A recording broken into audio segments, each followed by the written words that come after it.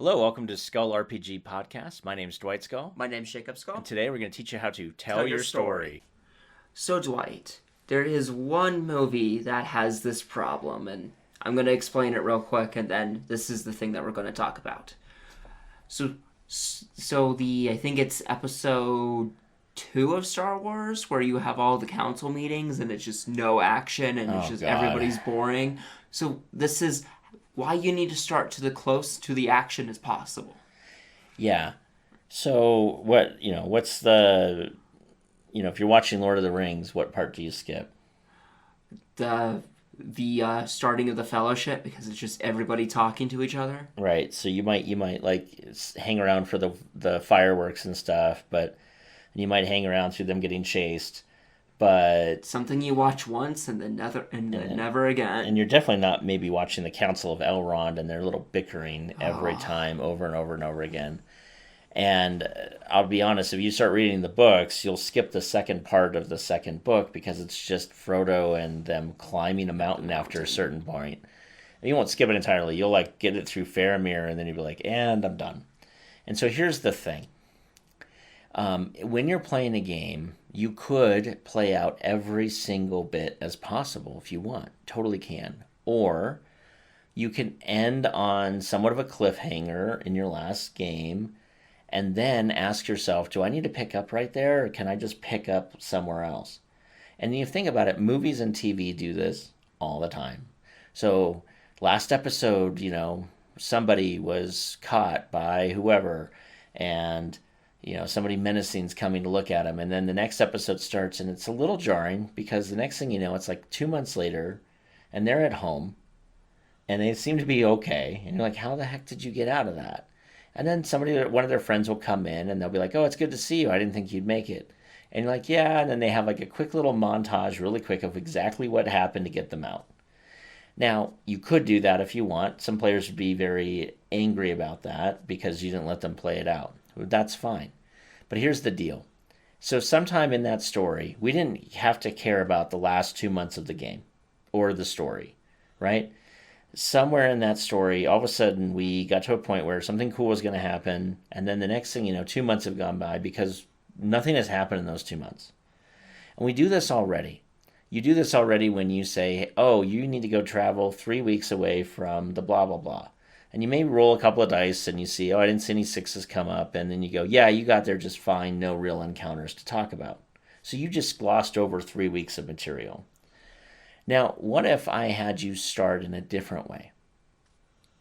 What if we get you to the certain point where it's instead of them preparing to go into yet another dungeon or another castle or another area, and then, all that stuff, the next thing you know, you go, okay, hey guys, it's like 2 months later, you went to that town you were thinking about going to, and just to make life a lot easier, you're already on the first level of the dungeon, and you are now outside of a big set of double doors, and you hear a couple of things on the other side, and you know that this is known to be inhabited by whatever monster, or group, or faction, or whatever.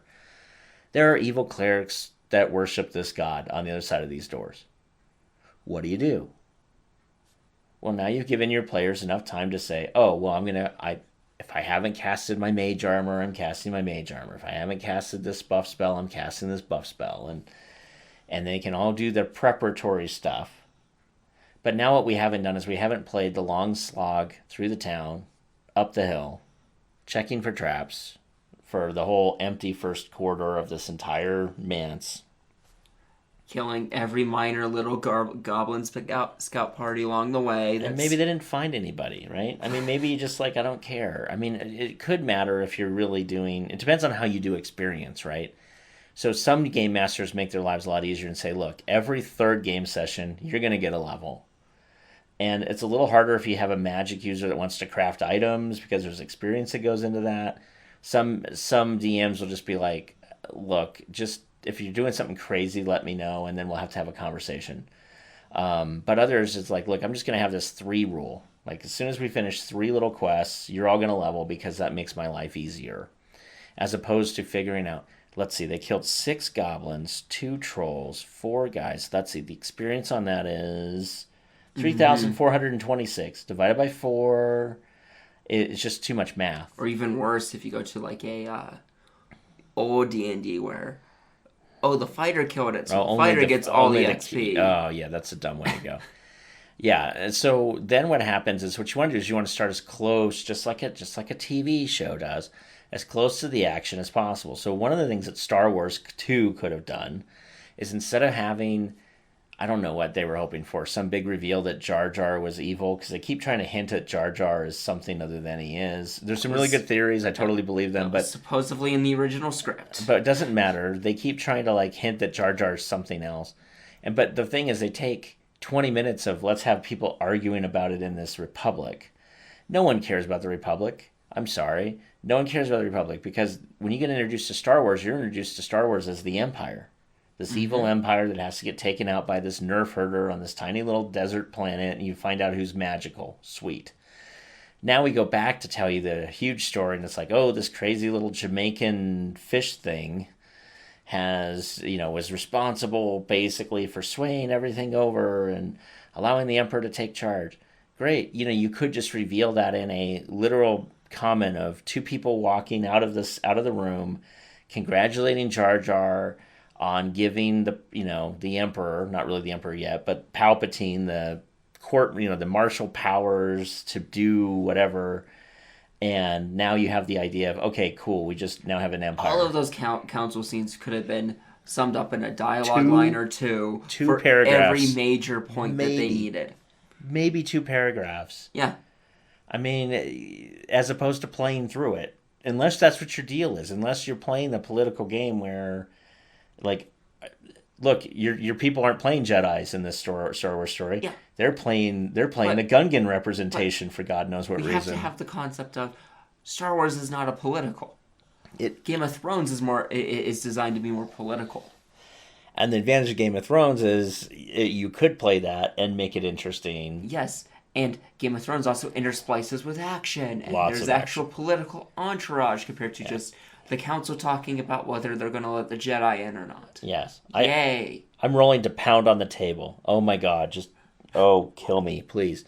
So anyway, the concept here, not to belabor the point, is figure out where the action absolutely is that they have to play. So combat is a good thing to look at. Maybe a pivotal point in a storyline is a thing. And move them quickly to that as possible. So, again, if you're going to do a big reveal, don't skip the things that will give them the side knowledge to guess at the big reveal. I'm a big fan of your players walking into a big reveal going, yeah, I was about 85% sure of that. Or I knew something was up with that person, but I didn't know what exactly. So this isn't, yes, it's shocking, but I kind of had an idea, because you want your players to feel smart. And no offense, if your big reveal is like just a slap in the face that comes out of left field and there's no hinting toward it whatsoever, it's not a big reveal. It's you went to left field. Like you left the building and no one followed you. No one got on this train that you jumped on, and everyone's like, where, why, huh? It's like, oh, the king is now really a necromancer. Cool. What? Does he do magic? Well, I guess he obviously does. He's a necromancer. Okay, that's great. Yeah. Why do I care?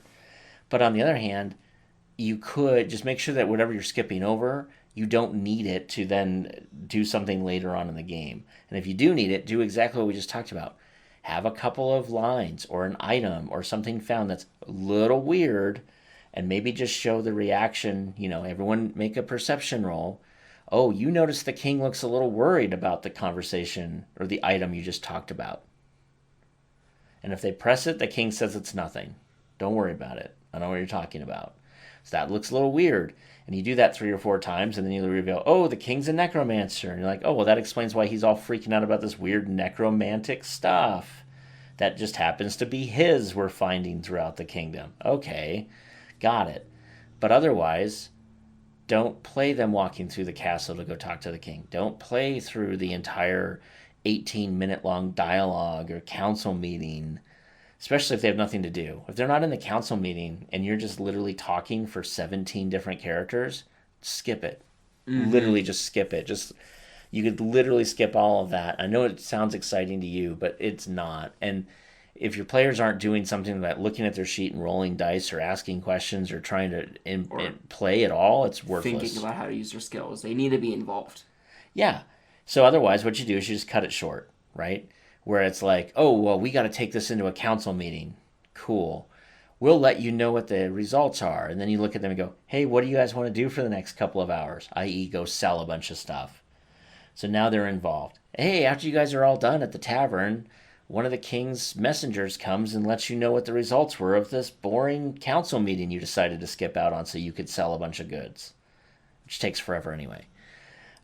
So why sit through selling a bunch of goods that take forever and then make them sit through a boring council meeting on top of it? I mean, what a way to ruin a night and a week. Mm-hmm. I mean, I go to gaming to get away, like not, there's a reason why we don't play, Dungeons and Dragons, the Office edition, where we go in and like sit in cubicles for 8 hours a day in a There's a role playing reason game. why life simulators don't exist as much or not popular. Yeah, Because The Sims was kind of a weird one, but other than The Sims, yes. But anyway, yeah, I totally agree. And so that's just it. It's like skip to the action as fast as you possibly can. And so on that note, we're going to skip to the action and leave you. hey, thanks for listening. And for more resources, please go to skullrpg.com.